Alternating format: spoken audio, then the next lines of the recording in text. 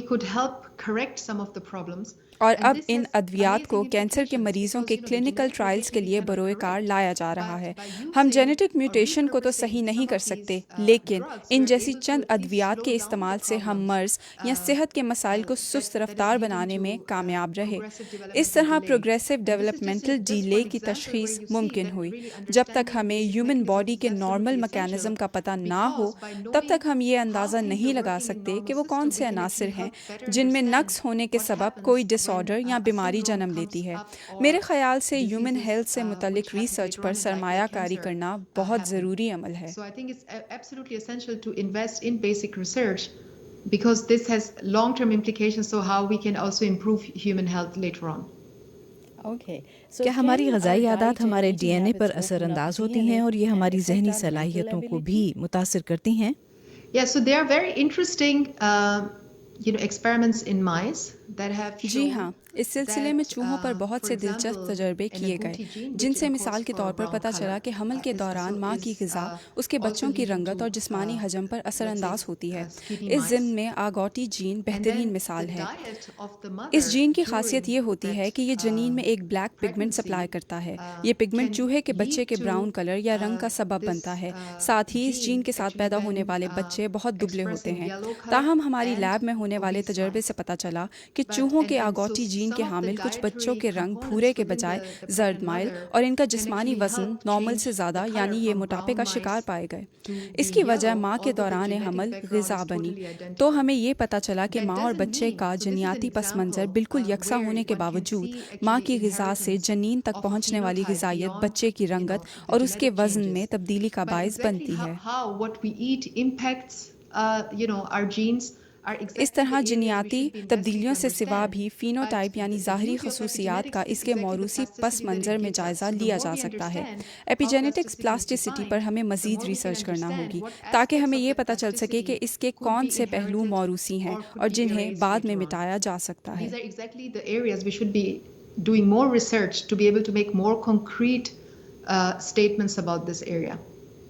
Doctor Asifa, کیا آپ اپنے آبائی ملک پاکستان کو اپنی علمی اور تحقیقی صلاحیتوں سے مستفید ہونے کا موقع فراہم کرنے کا ارادہ رکھتی ہیں؟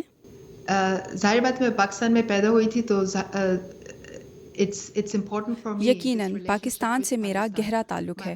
میرا ایک بھائی وہاں مقیم ہے۔ پاکستان جا کر مجھے بہت اچھا لگتا ہے۔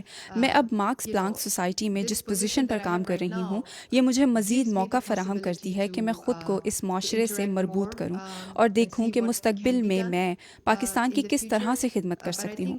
میں سمجھتی ہوں کہ پاکستان کو تعلیم، تحقیق، سائنس اور ریسرچ کے شعبوں میں زیادہ سے زیادہ سرمایہ کاری کرنی چاہیے۔ پاکستان سے باہر بسنے والے لاتعداد پاکستانی ٹیلنٹڈ افراد کو واپس لانے کے لیے بہت سے ممتاز ریسرچرز اور سائنسدان اس وقت پاکستان سے باہر ہیں۔ آپ کوئی میسج دینا چاہیں گی ینگ ریسرچرز کو ورلڈ وائڈ جہاں جہاں لوگ آپ کو سنیں گے؟ اگر مجھ کو میسج دینا ہوگا تو امپورٹنٹ ہے کہ انسان کبھی ہمت اپنی نہ چھوڑے۔ محنت تو ہر جگہ ہی کرنا ہے۔ اگر ہم نے آگے کی طرف بڑھنا ہے تو محنت تو کرنی ہی پڑے گی، لیکن اگر پہلی مرتبہ کوئی پرابلم آئے تو انسان کو سیٹ بیک سے پیچھے نہیں جانا چاہیے، بلکہ even more have the fighting spirit to go forward. And I think this is the very important message for people to keep up your spirit and never give up. As a young woman آپ 2 بچوں کی ماں بھی ہیں، تو کیسے یہ سب کچھ کیا آپ نے؟ مشکل نہیں ہے اتنا ٹائم نکالنا اپنی ریسرچ کے لیے؟ Of course it's difficult. Career کا ہونا اور فیملی کا ہونا ظاہر بات ہے مشکل ہے، لیکن میرے پاس بہت سپورٹیو فیملی ہے۔ میرے بچے اور میرے شوہر بہت مجھ کو ہیلپ کرتے ہیں، اور infrastructure in Germany it's outstanding for this. So I think if you have a balanced life, I think everything becomes easier, and you have to invest in both at home and in career to go forward. Dr. Asifa Akhtar, thank you very much for joining us in DW. Wish you all the success in your future. آپ سے پھر بات ہوگی۔ بہت شکریہ۔ Thank you.